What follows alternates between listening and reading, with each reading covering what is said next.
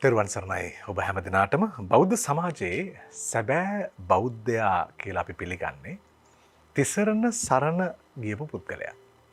බුදුන් වහන්සේගේ උත්තම ගුණය දෙසූ උතුම් දහම සහ මහා සංඝරත්නය සරණ ගියපු උපාසක රත්නයන් අපට මුණ ගැහෙනවා.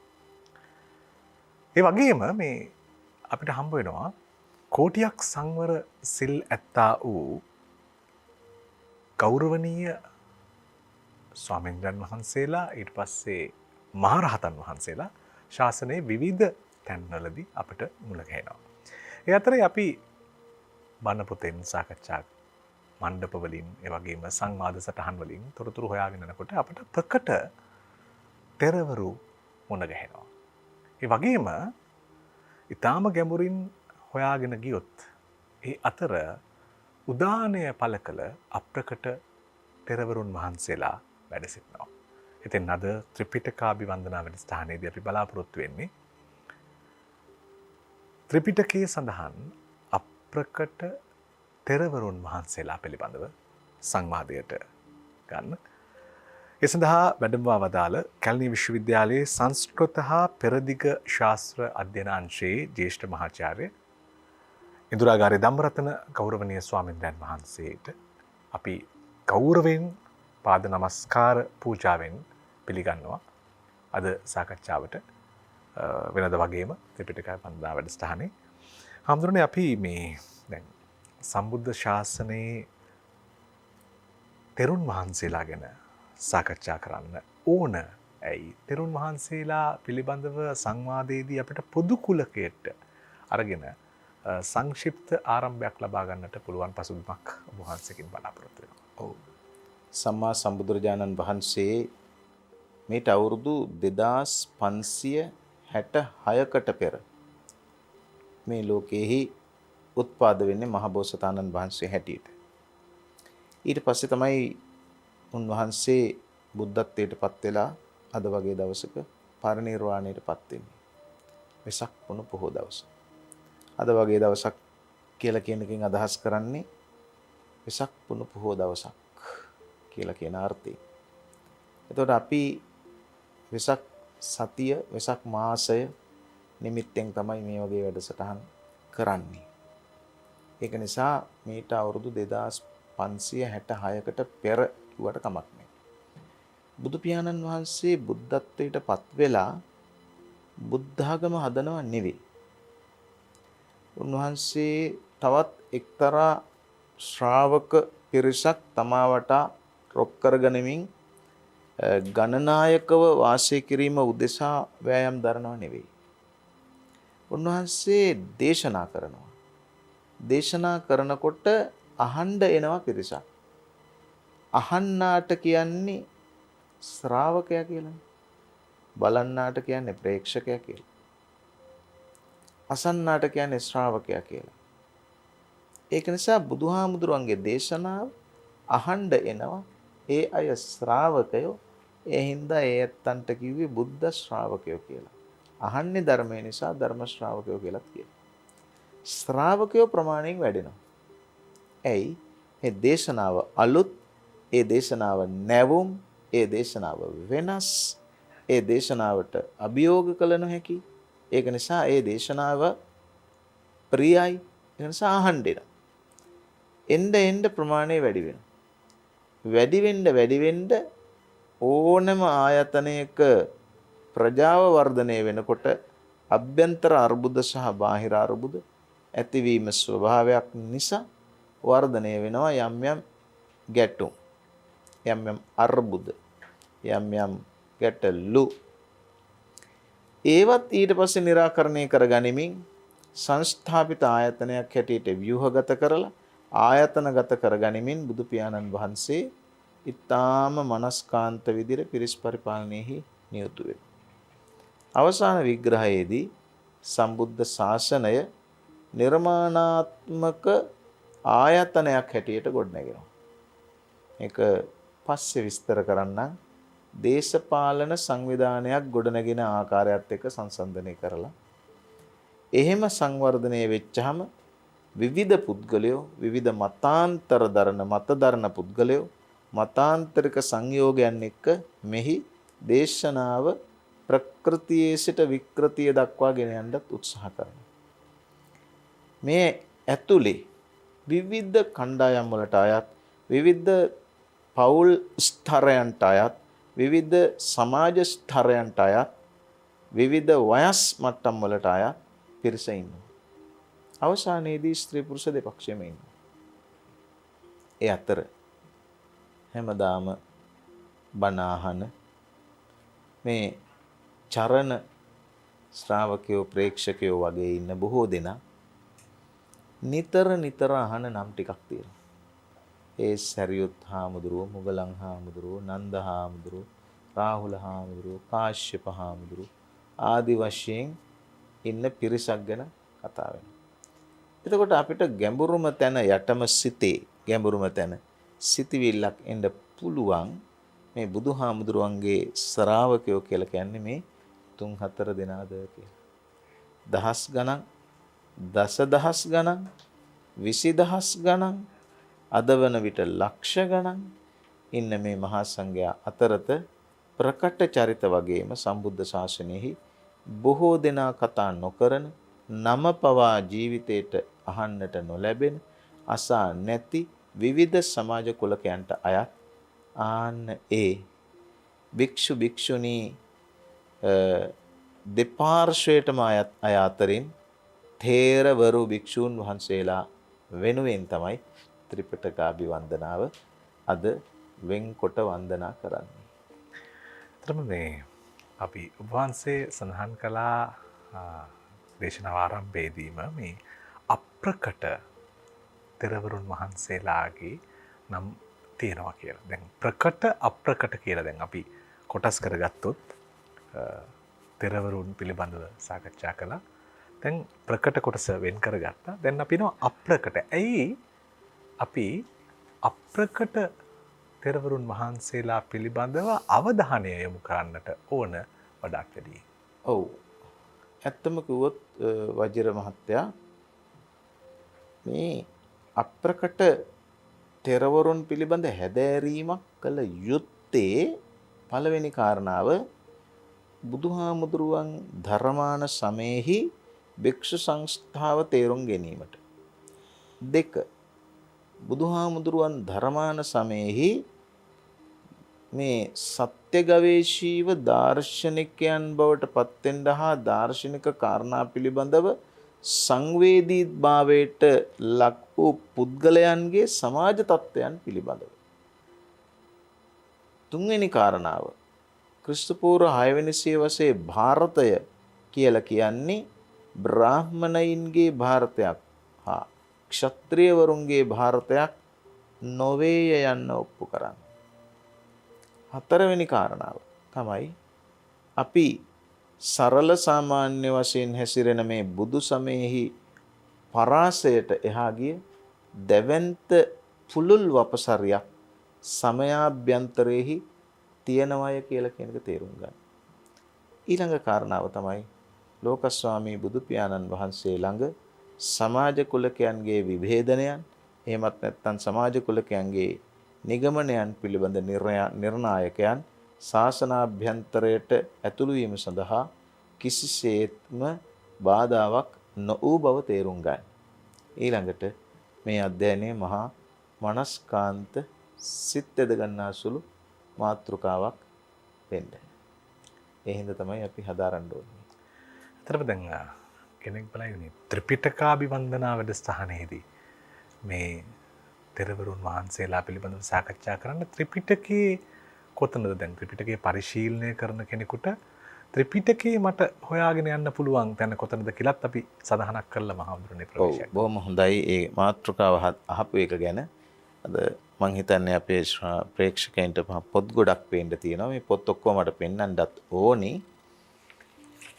මේ කතා කරන්නේ සූත්‍ර විනය අභිධර්ම කියන ත්‍රිපිටකයේ සූත්‍ර පිටකයේ ඛුද්දක කියන නිකායේ එන තේර ගාථා සහ තේරී ගාථා කියලා කියන කොටසේ තේරගාථා කියලා කියන ත්‍රිපිටක පර්යාපන්න කෘතිය හැදෑරීම තමයි එක අතකින් කරන්නේ. තව පැත්තකින් කරන්නේ කුද්දක නිකායෙම එන අපදාන පාළි කියලා කියන ත්‍රිපිටක පර්යාපන්න කෘතියෙහි එන චරිත හැදෑරීම තමයි කරන්නේ. ඒ හින්දා මේක ත්‍රිපිටක අභිවන්දනාවටම අදාළ තමයි. එක්ක වගන්නේ මේ අර මූලාශ්‍ර වශයෙන් ගත්තයින් පස්සේ කෙනෙක්ට හිතෙන්න පුළුවන් මේවා මේ ප්‍රාථමික මූලාශ්‍රද ද්විතීක මූලාශ්‍රද එතකොට කුද්දක නිකායේ තියෙන කොටස් එක බැලුවහම. ඔව් ඇත්ත වශයෙන්ම කිව්වොත් එහෙම මේ අධ්‍යයනයක් කරනකොට ප්‍රාථමික මූලාශ්‍රය, ද්විතීයික මූලාශ්‍රය හා තෘතීයික මූලාශ්‍රයන් එක තමයි යම්කිසි කාරණාවක් ඉදිරිපත් කරන්නේ. කතා කරන්න පුළුවන් වෙන්නේ ඒක ශාස්ත්‍රීය වෙන්නේ. ප්‍රාථමික මූලාශ්‍රය කියලා කියන්නේ මුල්ම කෘතිය හෝ මුල්ම සාධකය. ද්විතීයික මූලාශ්‍රය කියලා කියන්නේ මූලාශ්‍රය පළවෙනි එකෙන් දෙවෙනි එකට විස්තර වෙන එක. තුන්වෙනි තෘතීයික මූලාශ්‍රයන් කියලා කියන්නේ ඒ තොරතුරු පසුව නිර්මාණාත්මකව හෝ වෙනත් ආකාරයකින් ආරංචි මාත්‍රයෙන් හෝ දිගටම යන එක. දැන් උදාහරණයක් වශයෙන් ගත්තොත් එහෙම අපි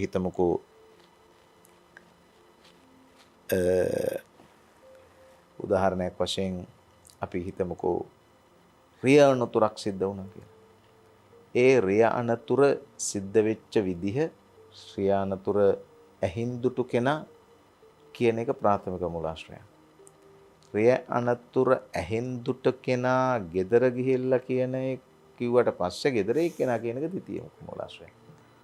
මේක අහගෙන ඉඳලා මේක දෙවෙනි හෝ තුන්වෙනි කෙනාගේ අතට ගිහින් කියලා කියද්දි එයා කියන එක තෘතීයික මූලාශ්‍රය.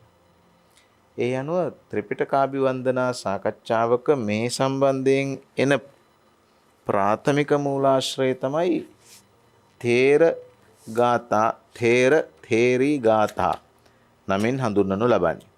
මගේ අතේ තියෙන්නේ ඒ තේර ගාථා පාළිය. මේ තියෙන සූත්‍රාන්ත පිටකයෙහි 20 වන ග්‍රන්ථය තේර ගාථා පාළි කුද්දක නිකාය.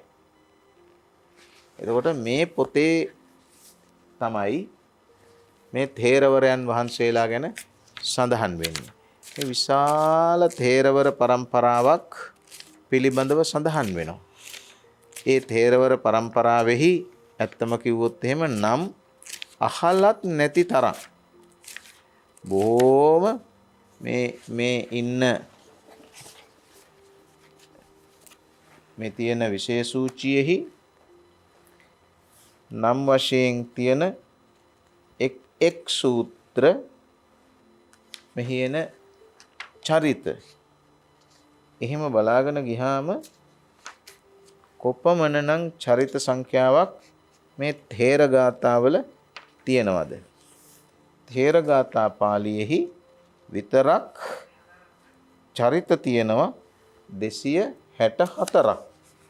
ඒ 264ක් යන්නෙන් අදහස් කරන්නේ මේ තේර ගාථා පාළියේහි ඇතුළත් තේරවරයන් වහන්සේලාගේ ප්‍රකාශ පමණයි. ඊට අමතරව මේ තියෙන්නේ අපදාන පාළි.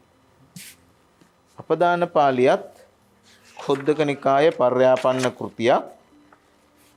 මේ තියෙන්නේ සූත්‍රාන්ත පිටකයේහි 30 වෙනි ග්‍රන්ථය අපදාන පාළිය. අපදාන නමින් අදහස් කරන්නේ චරිත. අපි කියනෝනේ චරිතාපදාන කියලා. ඒ චරිත අපදාන දෙකම එක වචනයක් තමයි, එකම තේරුමක් තියෙන වචනයක්. සංස්කෘතයේහි තියෙන අවදාන කියලා මේක අපදාන. දැන් මේ අපදාන ග්‍රන්ථයෙහිත් අපදාන පාළියෙහිත් විවිධ චරිත පිළිබඳව 400ක් චරිත පිළිබඳව අපදාන සඳහන් වෙනවා. දැන් මේ සියල්ලම ඇත්තම වැදගත්. මේ මාතෘකාවේදී කතා කරන්න මම හිතන්නේ නෑ අද අපිට මේ 400යි 200යි කියන සංඛ්‍යා එක්ක කතා කරන්න පුළුවන් වෙයි කියලා. අපිට පුළුවන් තරම් උත්සාහ කරන්න වෙන්නේ මේ ප්‍රකට නොවූ මහතෙරවරුන් වහන්සේලා මහරහතන් වහන්සේලා දේශනා කරන ලද දේශනාවල එහෙමත් නැත්නම් උන්වහන්සේලාගේ භාව ප්‍රකාශනවල තියෙන ගැඹුර හදාරන්නටයි. ඒක නිසා ඍජුව ත්‍රිපිටකාභිවන්දනාවට අදාළ ත්‍රිපිටකා පර්යාපන්න කෘති දෙකක් ආශ්‍රයෙන් අපදාන පාළියත් මේ ථේරගාථා පාළියත් ඇසුරෙන් තමයි සාකච්ඡාව කෙරෙන්නේ.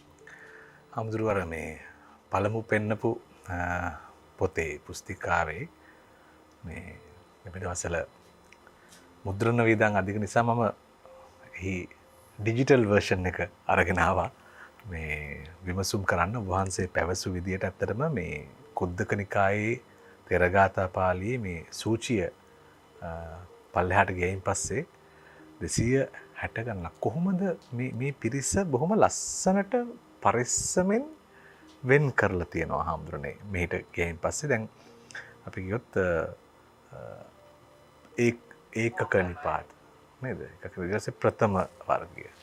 ඊට පස්සේ මේ වෙන් කිරීම හාමුදුරනේ මම කැමති පොඩ්ඩක් තව ටිකක් ගලා ඇයි මේ මෙහෙම වෙන් කළ දෙන්නේ? පළමු කොටසේ ප්‍රථම වර්ගයට ඇයි තෙරවරුන් වහන්සේලා 19ක්.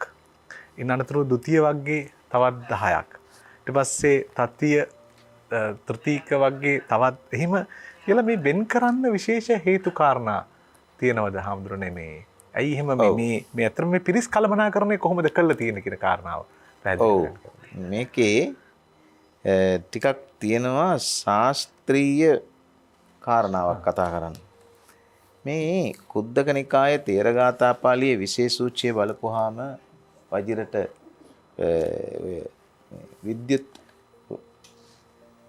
මේ වර්ෂන් එකෙන් බලන්න පුළුවන් ඉස්සෙල්ලාම තියෙන ඒකක නිපාතය. ඊට පස්සේ ඒ ඒකක නිපාතේ පඨමෝ වග්ගෝ, ဒုတိ යෝ වග්ගෝ, තතියෝ වග්ගෝ ආදි වශයෙන් නවමෝ වග්ගෝ, දසමෝ වග්ගෝ, ඒකාදසමෝ වග්ගෝ ආදී වශයෙන් වග්ග තියෙනවා. එහෙමයි. මහ ගොඩක්. ද්වාදසමෝ වග්ගෝ කියලා තියෙනවා. එහෙමයි. එතකොට ඒ කියන්නේ වර්ග 12ක් තියෙනවා. ඒ වර්ග 12න් පස්සේ තමයි ඒකක නිපාතය ඉවර වෙන්නේ. එහෙමයි. ඊට පස්සේ මොකද්ද පටන් ගන්න නිපාතය? දුක නිපාතය. ඒකෙත් තියෙනවා පඨමෝ වග්ගෝ, ဒုတိ යෝ වග්ගෝ ආදි වශයෙන් මහ ගොඩක්. අපි අද මේ සාකච්ඡා කරන සාකච්ඡාවට තවත් ස්වාමීන් වහන්සේ නමක් වැඩමවන්න හිටියා. උන්වහන්සේත් වැඩිය නම් මට පහසුයි. නමුත් අද පොඩි කරදරයක් වෙලයි වැඩිය නැත්තේ. එතකොට ඒකේ ඔන්න ඒකක නිපාතය, දුක නිපාතය, දුක නිපාතයෙන් පස්සේ වෙන නිපාතයක් තියෙනවා. මොකද්ද ඒ නිපාතය? තික නිපාතය. තික නිපාතයෙන් පස්සේ චතුක්ක නිපාතය. එතකොට දැන් ඒකක කියන්නේ එක, දුක කියන්නේ දෙක, තික කියන්නේ තුන, චතුක්ක කියලා කියන්නේ හතර වැනි කියලා කියන එකයි. දැන් ඕකෙන් අදහස් කරන්නේ ඒකක නිපාතයේ තියෙන්නේ එක ගාතාවක් කියපු අපේ ථේරවරයන් වහන්සේලා. දුක නිපාතය කියන්නේ ගාථා දෙකක්. තික නිපාතය කියන්නේ ගාථා තුනක්. ආන් එහෙම සංඛ්‍යාත්මකව තමයි මේ සංග්‍රහ කරලා තියෙන්නේ. පොඩි අර පරිගණක ක්‍රමයකට තමයි, සංඛ්‍යාත්මක ක්‍රමයකට තමයි ඇතුළත් වෙන්නේ. දැන් උදාහරණයක් වශයෙන් ගත්තොත් එහෙම අපිට හොඳට හුරු පුරුදු සෝපාක හාමුදුරුවෝ ඉන්නවනේ. එහෙමයි. සෝපාක හාමුදුරුවෝ දේශනා කරලා තියෙන ගාථා ප්‍රමාණය 7ක්. සත්තක නිපාතේ උන්වහන්සේ ඉන්නේ. ලකොණ්ඨක බද්දී හාමුදුරුවෝ ඉන්නේත් සත්තක නිපාතේ. 7ක්. එතකොට තික නිපාතේ කියන්නේ ගාථා 3යි ඇතුළත් වෙන්නේ. ඒතර එහෙම සංග්‍රහ කරලා තියෙනවා. මෙහෙම සංග්‍රහ කරලා තියෙන්නේ අපේ ධර්ම සංග්‍රාහකයින් වහන්සේලා. ඒක ඒ තරමට විධිමත්. දැන් අපි මේක මේ ආවට ගියාට රචනා කරන ලද, සංග්‍රහ කරන ලද, රචනා නෙමෙයි සංග්‍රහ කරන ලද කෘතියක් නෙවෙයි. එතකොට එක ගාතාවක් කියලා තියෙන හාමුදුරුවෝ ඔක්කොම ඒකක නිපාතේ. හැබැයි ඒකත් පළවෙනි වග්ගය, දෙවෙනි වග්ගය, තුන්වෙනි වග්ගය කියලා වග්ගවලට බෙදලා තියෙනවා. එතකොට එක වග්ගයක් ගත්තාම ඒ වග්ගයකට 10ක් ගානේ 10 දෙනා වහන්සේ ගානේ වෙන් කරලා තියෙනවා. එතකොට මේක පරිගණක ආශ්‍රයෙන් කරන ලද නිර්මාණයක් තරමට තාක්ෂණිකයි. ඒ තරමට තාක්ෂණිකයි. ඒකින්ද තමයි ඒකක නිපාතේ දුක නිපාතේ ආදී වශයෙන් නම් වර්ග කරලා තියෙන්නේ. දැන් හඳුනේ මේ අපි දැන් මේ සාකච්ඡාවට තොරතුරු හොයනකොට පරිශ්‍රණ කටයුතු කරනකොට මේ ගැන හොයගෙන යනකොට දැන් එහෙම මට තිබුණේ අපැහැදිලි චිත්‍රයක්. දැන් පස්සේ දැන් හාමුදුරුවෝ පැහැදිලි කරයින් පස්සේ ඔන්න දැන් මම හොයාගෙන යනකොට තිබුණා අනුරුද්ධ තෙරුන් ගාථා 28ක්. පාරාසරිය තෙරුන් ගාථා 29ක්. ආනන්ද තෙරුන් ගාථා 39ක්. දැන් ගෝදත්ත තෙරුන් වහන්සේ ගාථා 14ක්. එහෙම බලන් යනකොට මේ අගහරිය තමයි දැන් ආනන්ද තෙරුන්ගේ ගාථාවන් තියෙන්නේ අගහරියට වෙන්නේ. කියන්නේ පුදුම තරම් විධිමත්. හරි ප්‍රායෝගිකයි. අර දැනගෙන පරිශීලනය කරන කෙනෙකුට හරිම විධිමත්ව එය පරිශීලනය කරන්න පුළුවන්කම තියෙනවා. අර මේ පිරිස ඇත්තටම මෙතන තියෙන්නේ කළමනාකරණය තමයි නේද? මෙතන තියෙන්නේ සංස්කරණය. ඔව්. එතකොට දැන් අපි අනිත් පැත්තෙන් ගත්තොත් එහෙම මේ ස්වාමින් වහන්සේලා දැන් 80 මහා ශ්‍රාවකයන් වහන්සේලා විදියට අපි පිරිසක් හඳුනා ගන්නවා. එතකොට ඒ අතර ඉන්න අග්‍ර ශ්‍රාවක දෙනමක් අපි හඳුනා ගන්නවා. දැන් මෙහෙම ගත්තාම මේ සංස්ථාපිත ක්‍රමය කොහොමද නිර්මාණය වෙන්නේ? මේ පිරිස විධිමත් ආකාරයට හැඩගැන්වෙන්නේ කොහොමද කියන කාරණාව. ඔව් අජිර ඇත්තටම කිව්වොත් එහෙනම් මේක ටිකක් දිග මාතෘකාවක්. ඒ තමයි බුදුහාමුදුරුවෝ බුද්ධත්වයටපත් වෙන්නේ සංස්ථාවක් හදලා තිබිලා එහි නායකයෙක් වෙන්න නෙමෙයිනේ. එතකොට බුදුහාමුදුරුවෝ ධර්මදේශනාව පටන් ගන්නකොටම ඉන්නේ මේ පස් දෙනෙක්නේ මේ ඉන්නේ පස් වග මහණුන් කියලා කියන්නේ පංච වග්ගිය. ඒතර පස් දෙනෙක් කියලා කියන එකකටත් වඩා එක්ක වර්ග පහකට අයත් පස් දෙනෙක්. එහෙම නැත්නම් මේ පස් දෙනා එක වර්ගයක්. පහේ වර්ගේ. පහේ වර්ගේ වුණා නම් පංචක වෙන්න ඕනේ. හරිනම්. පංච වග්ගිය වෙන්නේ වර්ග පහකට අයත් වෙන්න පුළුවන්. මේ ගැන මීට වඩා දන්න යතිවරයන් වහන්සේලා මහතෙරුන් වහන්සේලා මේ ගැන වැඩි විස්තර කියයි. ඒ කෙසේ වෙතත් බුදුහාමුදුරුවෝ ධර්මදේශනා කරන්නේ තෝරාගත් ශ්‍රාවක පිරිසකට නෙමෙයි. අපි කියමුකෝ ටාගට් ගෲප් කියලා තියෙනවනේ මේ sannivedana ජාලවල ශ්‍රාවක තීරු හඳුනාගන්න. එහෙම හඳුනාගත් ශ්‍රාවක තීරුවකට නෙවෙයි මේ දේශනා කරන්නේ. විවිධ පුද්ගලයන්. පස්සේ කාලෙකදී බුදුහාමුදුරුවන්ට දේශනා කරන්න තියෙන උවමනාවට වඩා ශ්‍රාවකයින්ට අහන්න තියෙන උවමනාව නිසා තමයි මේක වර්ධනය වෙන්නේ. එහෙම වර්ධනය වෙනකොට විශාල පිරිසක් මීට එකතු වෙනවා. පිරිසක් වශයෙන් පිට අද කතා කරන්න වෙලාවක් නැහැ. ලාභග්ග මහත්තතා, බාහු සච්ච මහත්තතා ආදී වශයෙන් මහත්තතාවන්ගෙන් මේ සම්බුද්ධ ශාසනය තරමක් ක්ලිෂ්ඨ වීමටපත් වෙනවා. කිලිටු වීමටපත් වෙනවා. එහෙමත් නැත්නම් විවිධ පුද්ගලයෝ මේකට එකතු වෙනවා. බුදුහාමුදුරුවොත් එක වාද කරනවා, විවාද කරනවා.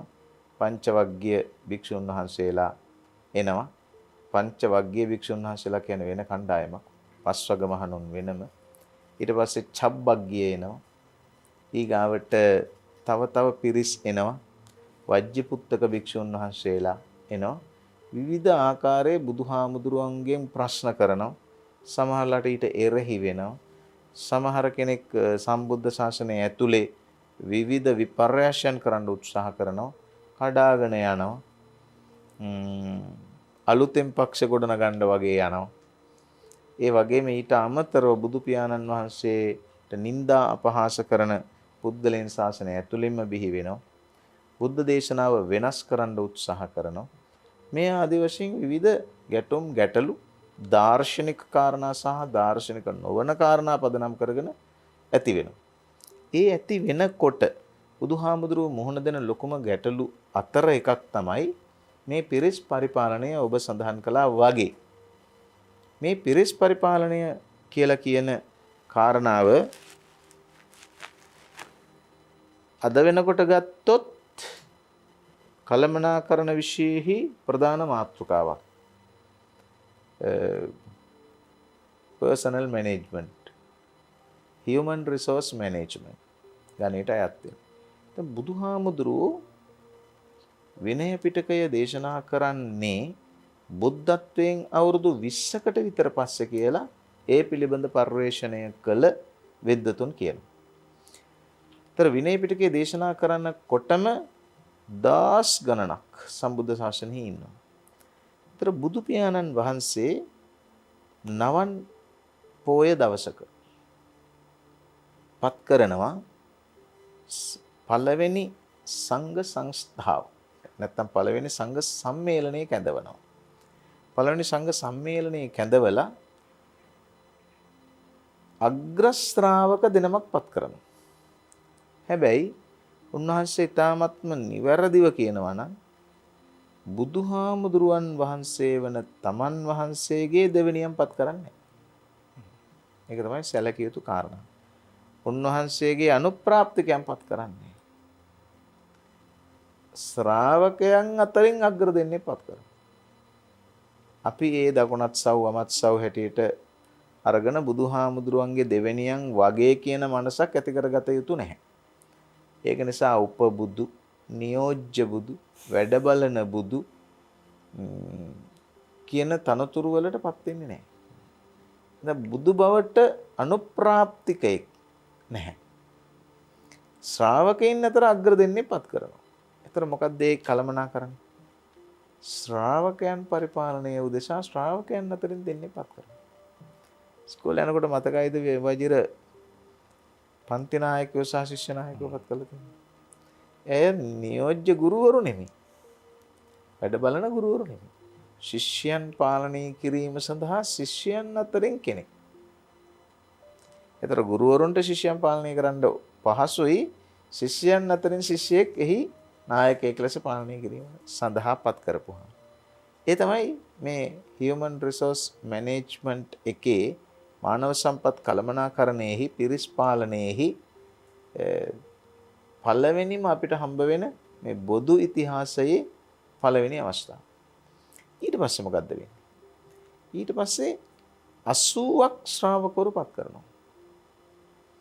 ඒ 80 මහා ශ්‍රාවකයන් වහන්සේලා කියන්නේ බුදු පියාණන් වහන්සේ ළඟ හිටපු තීන්දුව ගන්න, තීරණ ගන්න වඩාත් විධිමත් සම්බුද්ධ ශාසනය පාලනය කරන්න පුළුවන් පත් කළ හැකි යයි කියා බුදු පියාණන් වහන්සේ විසින් නම් කරන ලද 80ක්.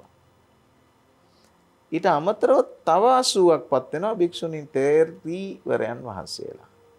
ඒතර මේ 80ක් 80 මහා ශ්‍රාවකයන් සහ 80 මහා ශ්‍රාවිකාවන් කියලා දෙපිරිසක් පත් වෙනවා. මම වජිර අද මේ මහ පොත් ගොඩක් උස්සගෙන ඇවිදිලා තියෙන්නේ මේ පිළිබඳ හැදෑරීම් කරන කෙනෙකුට ඉතාමත්ම වටිනවා මේක ඕනේ නම් කියව ගන්න. මේ ශාස්ත්‍රීය සාකච්ඡාවක් ත්‍රිපිටකාභිවන්දනා කියන්නේ චරණ රූපවාහිනී මේ පිළිබඳව උනන්දුවක් දක්වන කෙනෙකුට මේ ඇත්තටම පැයක දෙකක වැඩසටහනකින් දෙකකින් මේවා කියලා නිම කරන්න බැරි නිසා මේ ලස්සන පොතක් මේක ගොඩාක් ලොකු පොතක් ශ්‍රී ගෞතම සම්බුද්ධ ශාසනයෙහි 80 මහා ශ්‍රාවක ශ්‍රාවිකා වූ කියන පොත. මේ පොතේ පිටු ගත්තොත් පිටු තියෙනවා 400කට වැඩිය. කොළඹ මාලිගා කන්දේ විද්‍යෝදය පරිණාධිපති ආචාර්ය රාජකීය පඬිත ශාස්ත්‍රපති රඹුක්කල් වැල්ලේ විපස්සි නායක හාමුදුරුවෝ තමයි රචනා කරන්නේ. මේ සිතුවම් සහිත මේ අග්‍ර ශ්‍රාවක මහා ශ්‍රාවක ශ්‍රාවිකාවන් වහන්සේලා පිළිබඳ කෘතිය 1998 මුද්‍රණය කරලා තියෙනවා. ඒක කියවන්න හොඳ වටිනා පොතක්. මේ අග්‍ර ශ්‍රාවකයන් වහන්සේලා 80 මහා ශ්‍රාවකයන් වහන්සේලා 80 මහා ශ්‍රාවක සහ ශ්‍රාවිකාවන් වහන්සේලා කියන දෙපිරිසම පිළිබඳව හොඳ ලස්සන තව අධ්‍යයනයක් කරලා තිනවා අපේ නිවන්දම ධර්මකීර්ති නායක හාමුදුරුවෝ. උන්වහන්සේ බොහොම ප්‍රියශීලී ස්වාමීන් වහන්සේ නමක් අපවත් වෙලා බුද්ධ කාලීන සංඝ සමාජය කියලා මේ පිළිබඳ මේ උනන්දුවක් දක්වන අයට කියවන්න වටින පොතක්. බොහොම වටින පොතක්. දැන් මේ පොතේ සඳහන් වෙන තොරතුරු තියෙනවා. ඒ තොරතුරු අතරත මේ එක වාක්‍යයක් විතරක් මම කියන්නම්. අපදාන පාළි. ඒ කියලා කියන්නේ මේ තියෙන යටපොත. අපදාන පාළි නම් ග්‍රන්ථයේහි චරිත කතා 559ක් විස්තර කරනවා කියලා උන්වහන්සේ තියෙනවා. අපේ මේ කියන පිටු ගානයි අනිත් කියපු සංඛ්‍යාවල වලටයි වඩා වෙනස්ව. එතකොට පොල්වත්තේ බුද්ධදත්ත හාමුදුරුවෝ පාලි සාහිත්‍ය කියන කෘතියෙහි අපදාන 552ක් කියලා සඳහන් කරනවා. මේ 500 ගාණක් වන අපදාන අතරත තේරගාථා පාළියෙහි තේරවරයන් වහන්සේලා 264ක් නම් වශයෙන් දක්නට ලැබෙනවා. දැන් මෙච්චර මේ ලොකු ඒ අතරින් 80 මහා ශ්‍රාවකයන් වහන්සේලා ඉන්නවා. 80 මහා ශ්‍රාවකයන් වශයෙන් අග්‍රස්ථාන ලැබූ තව පිරිසක් ඉන්නවා 41 නමක් ඒත දග්ග පාළියේ. එතකොට 80 මහා ශ්‍රාවකයන් වහන්සේලා 80 දෙනා වහන්සේටම තනතුරු නැහැ. ඒකෙන් 41 නමක් වැඩ ඉන්නවා අග්‍රස්ථාන ලැබලා ඒත දග්ග පාළිය. ඒත දග්ග පාළිය කියලා කියන්නේ යම් යම් විෂයයන් පිළිබඳව හා යම් යම් ශක්්‍යතාවන් පිළිබඳ හැකියාවන් පිළිබඳ ප්‍රමුඛත්වය ලබාගත් භික්ෂුන් වහන්සේලා තේරවරයන් වහන්සේලා පිළිබඳව බුදු පියාණන් වහන්සේගේ ඇගයීම. ඒක නිසා මේ ප්‍රකට අප්‍රකට සියලු බුදු පියාණන් වහන්සේගේ ශ්‍රාවකයන් වහන්සේලා කිසියම් ආකාරයක සංයුතිගත කිරීමක් කළා තියෙනවා බුදුහාමුදුරු. ඒත දග්ගපාලියෙන් යම් යම් ශේෂ්ත්‍ර වලට විශේෂිත වෙච්ච දැන් අපි ගත්තොත් අපේ සීවලි හාමුදුරුවම ගමු. සීවලි මහරහතන් වහන්සේ ලැබීම අතර ලාභීන් අතර අග්‍රයි. ඒත දග්ග කියලා කියන්නේ එයට අග්‍රයි. ඒ වගේම 80 මහා ශ්‍රාවකයන් වහන්සේලා 80 මහා ශ්‍රාවිකාවන් වහන්සේලා ඒතර එතන 160ක් ඊට අමතරව අග්‍ර ශ්‍රාවකයන් වහන්සේලා. දැන් මේ අග්‍ර ශ්‍රාවක කියද්දිම අග්‍ර ශ්‍රාවිකා කියලා තියෙනවනේ ඒකේ මා උප්පලවන්න දෙනම. එතකොට මේ අග්‍ර ශ්‍රාවක අග්‍ර ශ්‍රාවිකා කියලා කියන එක අර මානව සම්පත් කළමනාකරණය උදෙසා බුදු පියාණන් වහන්සේ විසින් පත් කරනු ලැබූ. එතකොට ශක්්‍යතා සංවර්ධනය, ශක්්‍යතා ඇගැයීම සහ ශක්්‍යතා සහ වාසනාවන් හැකියාවන් පිළිබඳ ඇගීමෙන් ඒත දග්ගපාලියෙන් 41 නම ඊගාවට මේ 169 ආදි වශයෙන් මේ සංයුතිගත කිරීම උදෙසා එහෙමත් නැත්නම් ශාසනය ව්‍යුහාත්මකව ආයතනගත කිරීම උදෙසා ස්ට්‍රක්චරල් විදිහට ඉන්ස්ටිටියුෂන් එකක් හැටියට එස්ටැබ්ලිෂ් කිරීම උදෙසා සංස්ථාපිත කිරීම උදෙසා තථාගතයන් වහන්සේගත් වෑයම. ඒ අනුව විවිධ මට්ටම් වලට අය තියෙනවා මෙහි අන්තර්ගත වෙලා. හැබැයි එකක් අවධාරණය කරන්නට ඕන. මේ අග්‍රස්ථාන ලැබූ සියලු දෙනා වහන්සේමත් තේර ගාථාවල ඇතුළත් වෙලා ඉන්න තේරවරයන් වහන්සේලාත් 80 මහා ශ්‍රාවකයන් වහන්සේලාත් තෝරන්නේ අග්‍රස්ථාන ලබන්නේ බ්‍රාහ්මණ නිසා නෙවෙයි, ක්ෂත්‍රිය නිසා නෙවෙයි, නෑදෑ නිසාත් නෙවෙයි. ඒක හින්දා සැලකිය යුතු දේ තමයි මේ සමාජ කුලක නිර්ණායකයක් හැටියට පාවිච්චි කරලා නැහැයි කියලා කියන එක තථාගතයන් වහන්සේගේ මේ සංඝ සංස්ථාවෙහි ආයතන බෙදනකොට. ඒක සරියුත් මොගලන් දෙනම අග්‍රස්ථානයට පත් කරද්දී ඒ දෙනමම බ්‍රාහ්මණ නේද කියලා එහෙනම් කෙනෙකුට තර්ක කරන්න පුළුවන්. හැබැයි ඔය කාලේ වෙනකොට බුදු පියාණන් වහන්සේ ආසන්නයේම හිටිය දැන උගත්කම් තියෙන ඒ වගේම පරිණත බුද්ධිය තියෙන එකවර නිවන් දැකීමට තරම් ඥානනය තිබුණු සංජානනය තිබුණු පිරිස වෙන නොඉඳ ඇති උන්වහන්සේලා පත්කරන්න. ඒ හින්දා තමයි උන්වහන්සේලා පත් කරන්න ඇත්තේ අග්‍ර ශ්‍රාවක හැටියට. කේමා උත්පලවන්නා පත් කරන්න ඇත්තේ අග්‍ර ශ්‍රාවිකාවන් හැටියට පරිපාලන පහසුව සඳහා. දැන් අත්‍තරම පස්වග තෙරණුවන් වහන්සේලා ගත්තම් කොණ්ඩඤ්ඤ වප්ප පද්දිය මහානාමස්සති තෙරුන් වහන්සේලාගෙන් නැරඹෙන මේ සම්බුද්ධ ශාසනය ක්‍රමිකව වර්ධනය වෙනවා. අපි ප්‍රථම රහත් 69 විදියට පොත්පත්වල සඳහන් වෙනකොට ඒ 69 ඇතුලේ තනතුරුලාභී චරිත හරි අඩුයි. එහෙම ගත්තයින් පස්සේ. ඒතර පසු කාලීනව තමයි මේ තනතුරුලාභී තෙරවරුන් වහන්සේලා අපට හමුවන්නේ. ඒතර මේ තනතුරු ප්‍රදානය කිරීමේදී දැන් අපි දන්නවා වංගීස හාමුදුරුවෝ ගැන අපට අහන්න හම් වෙනකොට වංගීස හාමුදුරුවෝට සම කරන්නට පුළුවන් කවිතාවන් අපිට හොයන්නවත් හම්බෙන්නේ නැහැ. එතකොට එමමයි එපමණයි. ඒ නිසා තනතුරු දැන් ලකුණ්ඨක බද්දිය හාමුදුරුවෝ ගැන හොයාගෙන ගියොත් ඒ හැකියා ගුණය අඳුනා ගැනීම සහ මේ තරම් විශාල ශාසනයක බුදුහාමුදුරුවෝ හරි සුපරික්ෂාකාරීව මේ තනතුරු ඒ වගේ මේ වගකීම අතරම තනතුරු වලට වැඩිය වගකීම් ප්‍රධානය කරන්නට උත්සුක වුණු ආකාරයත් මම හිතන්නේ හාමුදුරනේ මේ කාලීනයි සාකච්ඡා කරලා. ඇත්තට මම කියන්න හිතේ තියාගෙන ආවේ නැති සහ මට එම කියන්න ඕනේ කියලා මතක් නොවුණු කාරණාවක් තමයි වජිර මහත්තයා මතක් කරන්නේ. ඒ තමයි බුදුහාමුදුරුවෝ තනතුරු වලට කවුරුත් බඳවා ගත්තේ නැහැ. තනතුරක් තිබිලා ඒ කියන්නේ වේකන්සියක් තිබිලා වේකන්සියට බඳවා ගැනීම නෙමෙයි මේ කරන්නේ. සහ බුදුහාමුදුරුවෝ තනතුරු වර්ගීකරණයක් හදාගෙන හදාගත්ත තනතුරු වලට පුද්ගලයන් පත් කරනවත් නෙවෙයි. බුදුහාමුදුරුවෝ තනතුරු දීලා තනතුරු වෙනත් ආකාරයකට භාවිත කරලා පිරිස් පාලනය කරන්න හදනවත් නෙවෙයි. ඒ වගේම බුදුහාමුදුරුවෝ තනතුරු දෙන්න ඉක්මන් වෙනවත් නෙමෙයි. ඒක හින්දා තමයි උරුවෙල කාශ්‍යප, නදී කාශ්‍යප, ගයා කාශ්‍යප ආදී සහෝදරවරු. ඒගොල්ලෝ ගත්තාම ඇත්ත වශයෙන්ම එක්තරා විදිහක සමාජ නායකයෝ, ඒ සමාජ නායකයන්ගේ අනුගාමිකයෝ තමයි ඉන්නේ. ඉතින් ඒ අනුගාමිකයන් අතර ප්‍රමාණාත්මකව 100 200 ඉඳ ඇති.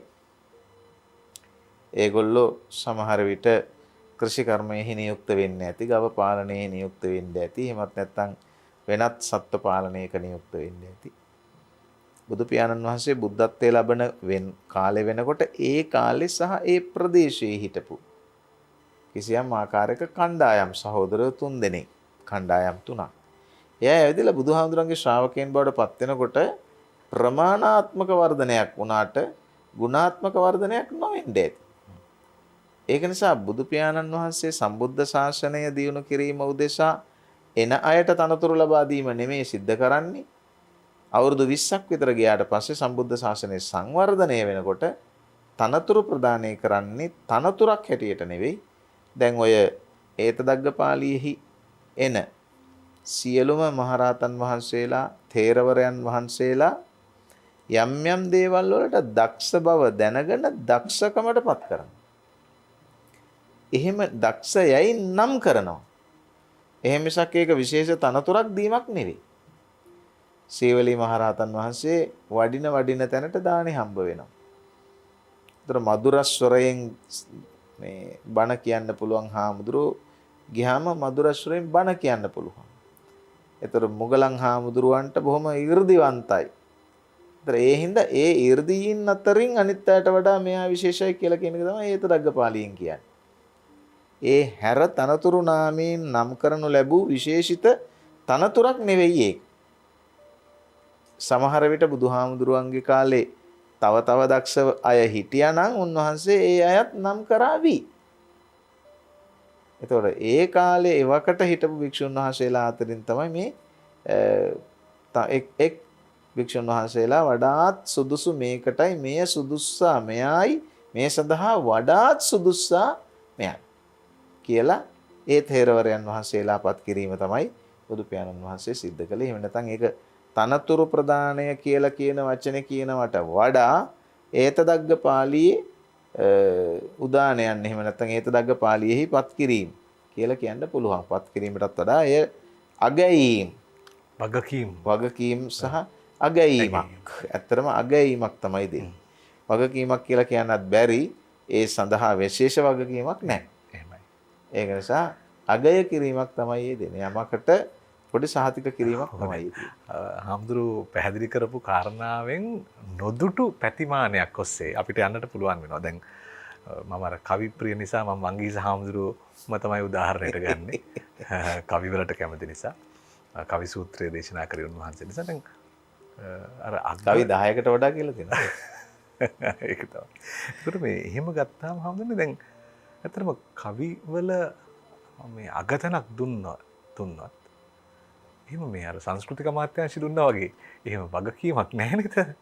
දැන් ඔබ වහන්සේ මේ පැහැදිලි කරයින් පස්සේ තමයි මේ තනතුරු නාමවල හරි වටිනාකම, හරි අර්ථය අපිට තේරෙන්න පටන් ගන්නේ.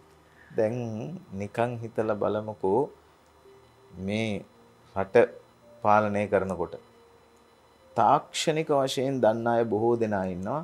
තාක්ෂණික වශයෙන් කිසියම් චූටි කුඩා තාක්ෂණ පරිගණක තාක්ෂණය කියලා කියමු. පරිගණක මෙහෙයුම් තාක්ෂණය කියලා කියමු. පරිගණක මෙහෙයුම් තාක්ෂණයේ හොඳම එක්කෙනා මෙයා. එහෙම කියලා දාන්න පුළුවන්. ඒ හින්දා මේ best persons ලා තමයි මේ තෝරලා තියෙන්නේ. The best persons. ඇත්තටම දැන් ඒ ඔස්සේ ගමන් කරාම දැන් අර අප්‍රකට චරිත දිහා අපි අවධානය යොමු කරොත් එහෙම මේ අප්‍රකට චරිත අතර ඉන්න ප්‍රකට චරිත. ඒ කියන්නේ ප්‍රධාන ධාරාවේ නොවන අප්‍රකට චරිත අතර ඉන්න ප්‍රකට චරිත කීපයක් අපිට හම්බ වෙනවා. අපි ඒ සඳහා යමු අවධානය. ඒක ලස්සනයි. අප්‍රකට චරිත අතර ප්‍රකට චරිත. ප්‍රධාන ධාරාවේ නොවන අනුධාරාවේ. අනුධාරාව. මෙහිමයි. මෙහෙම කියන එක වැරදිද දන්නේ නැහැ. අපිට දැන් අමාත්‍යවරු කවුද කියලා බලාගෙන යනකොට එකපාරට අපේ ඔළුවට එන අමාත්‍යවරුන්ගේ නාම ලේඛනයක් තියෙනවා. ඊට පස්සේ පසුපෙළ മന്ത്രി කියලා කණ්ඩායමකුත් ඉන්නවා. ඒ අයගේ නම කියනකොට කවුද කියලා ඒ කවුද කියලා අහනවා. සමහරු മന്ത്രി සහ ඇමති කියලා කියද්දි කොහේ ඉඳලා අපි කෙනෙක්ද කියලා එහෙම හිතන වෙලාවල් තියෙනවා. ඒ වගේම හොඳ ගායකයෝ ගැන කියද්දි ගායකයන් අතර ප්‍රකට ගායකයෝ ඉන්නවා. අප්‍රකට ගායකයෝත් ඉන්නවා. ප්‍රකට ගායිකාවොත් ඉන්නවා. අප්‍රකට ගායිකාවොත් ඉන්නවා. දැන් මෙහෙම ගත්තාම මේ ප්‍රකට සහ අප්‍රකට කියලා කියන්නේ හොඳ සහ නරක කියලා කියන එක නෙවෙයි. හරි සහ වැරදි කියලා කියන එක නෙවෙයි. ඒක එහෙම කියන්නම ඕනි. දැන් උදාහරණයක් වශයෙන් කෙනෙකුට කියන්න පුළුවන් මේ කොයි වෙලාවෙත් රූපවාහිනී වල පෙනී ඉන්න හාමුදුරුවරු තමයි හාමුදුරුවරු. මේ කොයි වෙලාවෙත් රූපවාහිනී වල බණ කියන හාමුදුරුවරු තමයි හාමුදුරුවරු. බණ කියනවා නම් මේ හාමුදුරුවරු තමයි. වගේ හැඟීමක් එන්න පුළුවන්. මේ තේර ගාථා, තේරී ගාථා ගැන කතා කරන්න පුළුවන් මේ සංස්කෘත මහාචාර්ය හාමුදුරු කෙනෙකුට තමයි. වගේ හැඟීමක් එන්න පුළුවන්.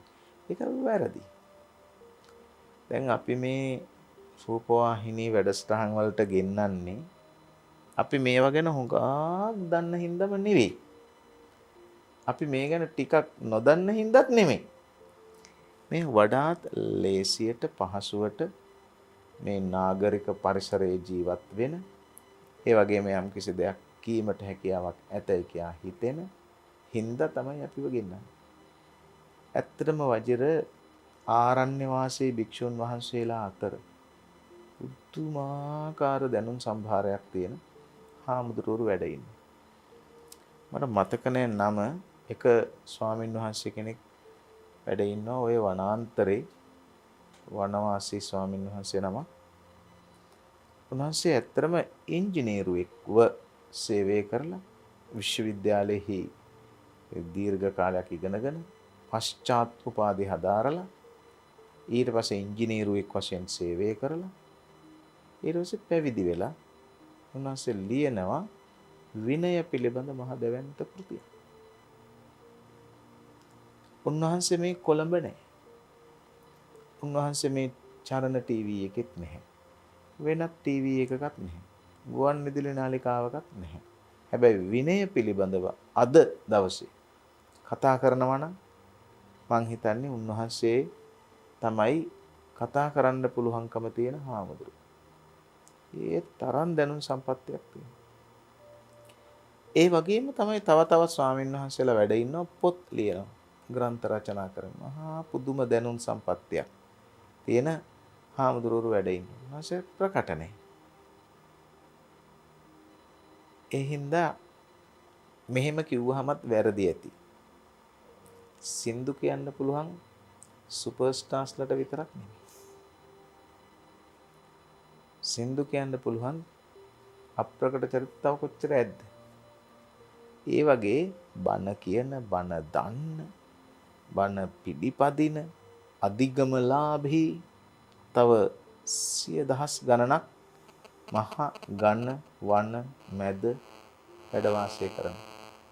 ඊට අමතරව විහාරාශ්‍රිතව වැඩ වාසය කරනවා. මහා දැනුම් සම්පත්තියක් තියෙන ස්වාමීන් වහන්සේලා වැඩ ඉන්නේ. දැන් සංස්කෘත භාෂාවම ගත්තොත් මම මහාචාර්යනේ. මට වඩා හොඳට සංස්කෘත දන්න. ඒත් විශ්වවිද්‍යාලයක දේශන නොපවත්වන. ඇතැම් විට පිරිවෙනකවත් දේශන උගන්වන්නේ නැති හාමුදුරුවරු සහ වියත්තු මේ රටේ ඉන්නවා. එතකොට මම කියන්න හදන්නේ නාමික ප්‍රකට භාවය වනාහි ප්‍රාමාණික භාවය නොවේ. නාමික ප්‍රකට භාවය. සමහර කෙනෙක් ප්‍රසිද්ධිය ලබන ගුණය සහ පින තියෙනවා ඇති. සමහර කෙනෙකුට ප්‍රසිද්ධිය ලබන ගුණය හා පින නැතුව ඇති. හැබැයි ඒක නිර්ණායකයක් නෙවෙයි. ප්‍රාමාණික පුද්ගලයෙක් හැටියට ඉන්න. එසමේ තේර ගාථා, තේරී ගාථා ගැන අප්‍රකට මහතෙරවරුන් වහන්සේලා ගැන සමහරට ආචාර්ය උපාධි කරපු අය ඇති. ඒක හින්දා ඒ වගේම තමයි මේ මහා රහතන් වහන්සේලා අතරත් සමහර කෙනෙක් කැමති නෑ මහා පිරිස මැද වැජෙමින්. සමහර කෙනෙක් කැමති ආකාශයේ වලාකුළු දිහා බලාගෙන සුව විඳින්න. සමහර කෙනෙක් කැමති වලාකුළු අතරින් පියාඹා යන බලාකාශ්‍රේණිය. බලාකාශ්‍රේණිය කියන්නේ කොක් පන්ති. දිහා බලාගෙන කවි ලියන්න. සමහර කෙනෙක් කැමති ගලා බස්නා දිය දහර දිහා බලාගෙන එහාට වෙලා ඉඳලා කවි පොත් ලියන්න. අපි දන්න විදිහට මම දන්න විදිහට මහගම ශේඛරයන් උනත් කැමරාවලට එච්චර කැමති වෙලා නැහැ. ආන්න ඒ වගේ ගැමියාවට වැඩියෙන් කැමති, හුදකලාව ප්‍රිය කරන, විවේකී සුවය සුවයසේ සලකන, එකලා භාවය ඝන සංඝයට වඩා හොඳයයි සිතන මහ විශාල පරිණත සබුද්ධිකයින් ලෝකේ ඉන්නවා. ලංකාවේ විතරක් නෙමෙයි, බුද්ධාගමේ විතරක් නෙමෙයි, අනිත් තැන්වලත් තියෙනවා. ආන්ගේ අප්‍රකට චරිත අපිට හරි වැදගත්. ඒකට හේතුව තමයි ඒ අප්‍රකට චරිතවල තියෙන ගුණය සහ සුවඳ අපිට ගන්න පුළුවන් නම්. ඒක නිසා ප්‍රසිද්ධ වීම කියන්නේ ප්‍රාමාණික වීම නෙමෙයි. දැන් අපි චරිත අතර දැන් චරිත ඔස්සේ ගමන් කළොත් දැන් ආනන්ද තෙරුන්ගේ ගාථාවන්ද මෙහි තියෙනවා. හැබැයි ආනන්ද තෙරුන් ප්‍රකටයි. එතකොට ඒ රාහුලත් හේර රාහුලත් එතනත් ප්‍රකටයි. එතකොට දැන් අපි මේ අප්‍රකට චරිත හොයාගෙන යනකොට සුනීත තෙරුන් වහන්සේගේ ගාථා මෙහි තියෙනවා. ඒතර සුනීත තෙරුන් වහන්සේගේ ගාථා අර මං කියපු අප්‍රකට ප්‍රකට කුලකයට දාගන්නට පුළුවන්. මොකද හේතුව අපි පෙළ පොත් වලින් එහෙම මේවා ඉගෙන ගන්න නිසා. ඔව් වජිර රාහුල හාමුදුරුවන්ගේ ගාථා, සුනීත හාමුදුරුවන්ගේ ගාථා, සෝපාක හාමුදුරුවන්ගේ ගාථා, රාධ හාමුදුරුවන්ගේ ගාථා මෙහි අන්තර්ගතයි. සමහර විට මේ නම් වලින් කියන්නේ එකම පුද්ගලයාද පුද්ගලයන් වෙනස්ද කියන්න අපි දන්නේ නැහැ ඇත්ත වශයෙන්ම කෝටි. සුනීත නමින් තව බොහෝ අය ඉන්න බැරිද? දැන් අදම ගත්තොත් සුනෙත් කියලා කියන්නේ. සුනෙත්ලා කොච්චර ඉන්නවද? ජයවර්ධනලා කොච්චර ඉන්නවද? ඒ වගේ එක නමින් පෙනී හිටිය බොහෝ අයත් ඉන්න බැරි නැහැ. ඒ කෙසේ වෙතත් මේ සුනීත හාමුදුරුවෝ, සෝපාක හාමුදුරුවෝ වගේ චරිත හදාරනකොට අපිට මේ අපේ මාතෘකාවේ හරි මැදට එන්න පුළුවන්කම තියෙනවා. සුනීත හාමුදුරුවෝ කියන්නේ කොහොම කෙනෙක්ද? සුනීත කියන්නේ මොකද්ද චරිතය කියලා සාමාන්‍ය ධර්මදේශනාවකද ඇහුවොත් මට කියන්නේ කසල සෝදකයෙක් කියලා. පොඩක් හදාarලා බලමු මේක. අධ්‍යයනයක් හැටියට කරලා බලුවොත් පුදුම වැඩක් නේ. කසල සෝදකයෙක් මේ තැනට එනවයි කියලා කියන එක අදට වඩා එදා මට කියන විට මට තේරෙන විදිහට නම් සුනීත කියන්නේ කසල සෝදකයෙක් නෙවෙයි. මට තේරෙන විදිහට සුනීත කියලා කියන්නේ කොසඹෑ නුවර නගර සභාවේ සනීපාරක්ෂක කම්කරු. එතකොට නගර සභා සනීපාරක්ෂක කම්කරුවෙකුගේ අද කාර්යභාරයට වඩා බොහොම පහත් එදා කාර්යභාරය. නගර සභා සනීපාරක්ෂක කම්කරුවා කියන්නේ කානුව සුද්ධ කරන්න ඕනේ. කානුව ඊට අදාළ උපකරණ වලින් අද එළියට දාන්නේ. දාන්නේ කූඩවලට. කූඩවලට දාලා ඔහු කරන්නේ ඒක කුණු ට්‍රැක්ටරයට දාන එක. ඒ අද නගර සභා සනීපාරක්ෂක කම්කරුවෙකුගේ ස්වභාවය. හිතා ගන්න පුළුවන් ද වජිර හැමදාම තමන්ගේ ගේ ඉස්සරහට එන කුණු ට්‍රැක්ටරේ. කුණු ට්‍රැක්ටරේ ආවහම සිලි කවරේට කුණු දාලා කුණු ට්‍රැක්ටර් කාරයාට දෙන්නේ රෝලින් ඩෝ එක ඇරලා මොනවාද රිමෝට් කන්ට්‍රෝල් එකෙන් රෝලින් ඩෝ එක ඇරපු මැඩම් කුණු ට්‍රැක්ටර් කාරයාට කුණු එක යවන්නේ ගෙදර ඉන්න හවුස්මේට් අතේ. එතකොට මැඩම් දකිනවා උඩ තට්ටුවේ ඉඳලා හවුස්මේට් අර කුණු ට්‍රැක්ටර් කාරයාට මේ කුණු භාජනය දෙනවා. ඊට පස්සේ කුණු භාජනය ගන්න මේ සනීපාරක්ෂක කම්කරුවා කුණු ට්‍රැක්ටරේට කුණු එක දානවා. වජිර හිතා ගන්න පුළුවන්ද ඊට පහුවදා මේ කුණු ට්‍රැක්ටරේට කුණු දාන කම්කරුවා සනීපාරක්ෂක කම්කරුවා පිඬු සිඟා වඩිනවා ගෙදරට. මැඩම්ට කොහොමද හිතෙන්නේ? ඔබ හරි ආසයි කවි වලට මම දන්නවා ඒක. කවියක් ලියන්න බැරිද ඒකට? මේ කහන කවිකාරයන්ට කවිකාරියන්ට කිවිඳියන්ට මැඩම්ගේ සිතිවිලි දන ගහලා වඳින්නද? දන් පුදා හිස නමන්නද? දන් පුදා හිස නමන්නද? දන ඔබා බිම වඳින්නද? පිළිකෙව් කොට පසුපස හැරී දුවන්නද? නිහඬව බලා ඉන්නද? මා ඉදිරිපිට සිටින්නේ සුනීත නම් තැනැත්තා වේ. මේ කවියක් හැටියට අරගෙන බැලුවොත් එහෙම සුනීතව වෙනස් කිරීම සුනීතගේ පැත්තෙන් නෙමෙයි මම බලන්නේ. සුනීතගේ වෙනස් කිරීම බුදුහාමුදුරුවෝ සමාජයේ පැත්තෙන්. වෙච්ච දේ ඊටත් වඩා වෙනස් නේ වජිර. රජ්ජුරුව ඇවිදිලා බුදුහාමුදුරුවන්ට වඳිනකොට පන්සලේදී සුනීත ඉන්නවා මහාන වෙලා. රජ්ජුරුව බුදුහාමුදුරුවන්ට කියනවා මේ කවුද කියලා. මේ සනීපාරක්ෂක කම්කරු සුනීත. රජ්ජුරුව තිගැස්සෙනවා හෝ තක්බීර් වෙනවා හෝ පස්සට අඩියක් තියනවා හෝ නොසලකා හරින්න උත්සාහ කරනවා හෝ විමතිගත වෙනවා හෝ දකින බුදුහාමුදුරුවෝ කියනවා මහරජ මහරහතන් වහන්සේ නමක් වන්දනා කරන්න. රජ්ජුරුවන්ගේ පැත්තෙන් හිතන්නේ මනස සුනීත සමහර වෙලාවට අඩියක් පිටිපස්සට ගන්න ඇති රජ්ජුරුව වන්දිනකොට. මං කියන්නේ මේ අපි මානව චරිතත් එක්කනේ කතා කරන්නේ. රජ්ජුරුවන්ගේ මනස රාජ පුරුෂයෝ ඉස්සරහා රාජමාලිගාවේ ඉන්න ආරක්ෂකයෝ ඉස්සරහා රාජ බටයෝ ඉස්සරහා රාජකීය කුමාරවරුන් සහ කුමාරිකාවන් ඉස්සරහා දන ගහලා වඳිනවා සනීපාරක්ෂක කම්කරුවා. මේ 2022